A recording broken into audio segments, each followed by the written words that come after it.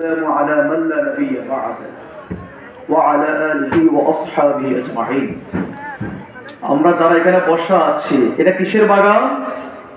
কথা বলেন। কোরআনের বাগান। এটা কিসের বাগান? কোরআনের বাগান। আর জান্নাতে বাগানে বসা আছি। তাহলে কোরআনের সাথে থাকলে, কোরআনের বাগানে বসলে আপনার জন্য এই কোরআন সাফায়াত করবে। কোন ময়দানে?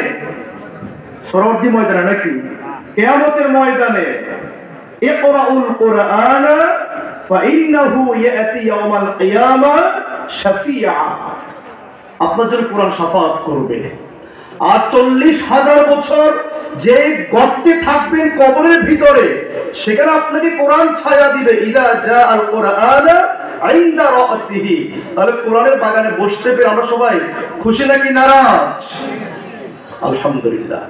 আসেন আমি কোরআন নিয়ে ছোট্ট একটি সঙ্গীত পরিবেশন করছি। এসো কোরআনের ছায়া তলে সমবেত হই, এসো কোরআনের ছায়া তলে সমবেত হই, এসো আল্লাহ রাসূলের অনুগত হই, এসো কোরআনের ছায়া তলে সমবেত হই, এসো আল্লাহর গুণগান করি, এসো তারি পথে জীবন গড়ি। আমরা সবাই রাস্তাকে জীবন করতে পারে পথে।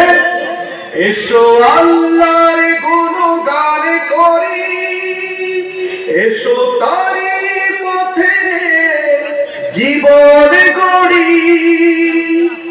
আল্লাহর নাম নিলে তাতে যদি সুখে মিলে, আল্লাহর নাম নিলে তাতে যদি সুখে মিলে, কেন সেই নাম থেকে দূরে সরে রই, কেন সেই নাম থেকে দূরে সরে রই।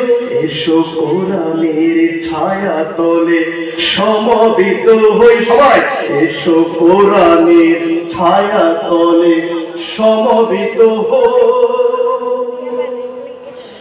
এই কোরআনের ছায়া তলে এসে কত লোক প্রাণ দিল হেসে। কথা ঠিক কিনা? এই কোরআনের ছায়া তলে এসে কত লোক প্রাণ দিল হেসে। কোরআনের ছায়া তলে সোজা পথে যদি মিলে, কোরআনের ছায়া তলে সোজা পথে যদি মিলে, কেন সেই পথ ছেড়ে ভুল পথে রই, কেন সেই পথ ছেড়ে ভুল পথে রই। সবাই এসো কোরআনের ছায়া তলে সমবেত হই, এসো কোরআনের ছায়া তলে সমবেত হই। কোরআনের সমবেত হলে লাভ কয়টা? কোরআন শিক্ষার পদ্ধতি হলো 4টা। 1 নম্বর হলো যেটা শিক্ষা হয় মাদ্রাসার ভিতরে, এই মাদ্রাসা ছাড়া আর কোথাও এই শিক্ষা পাওয়া যাবে না। কোরআন না শিখলে, না জানলে আপনাকে ইহকাল পরকাল দুই কাপড় ধ্বংস হয়ে যাবে।